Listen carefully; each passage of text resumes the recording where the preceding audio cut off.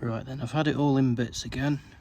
I've had the flywheel off again, just so I could tighten these screws up properly, and I put a blob of thread lock on them.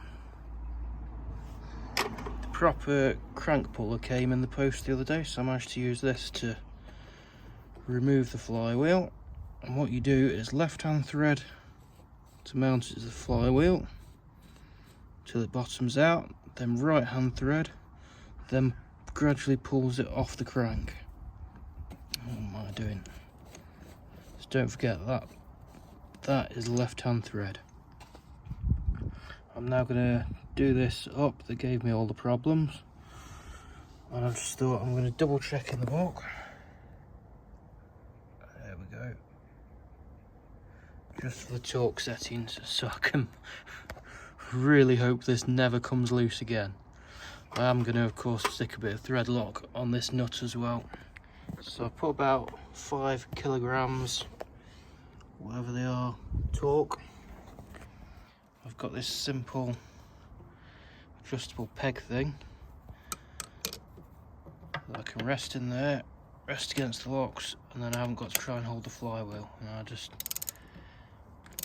slowly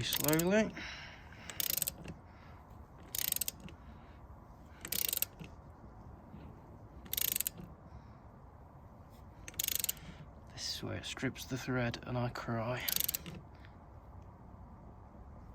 Let's have a look. Oh, maybe a touch more. There we go.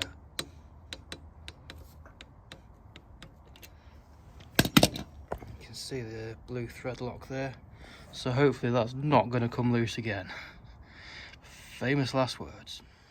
So then the points, if you see this T on the flywheel and this notch on the thingy, stator plate, slightly better camera angle.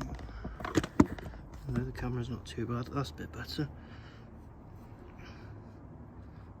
That should be top dead centre, except it won't sit there. But anyway, you then have to get,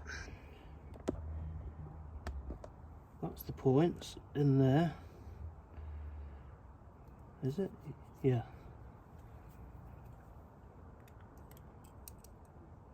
In there anyway.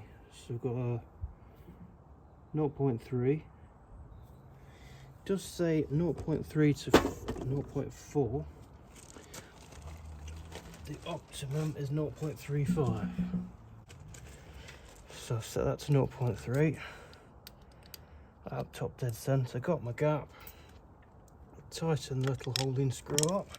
So then, to check we've got the points somewhere right, just keep an eye on the tip of this spark plug.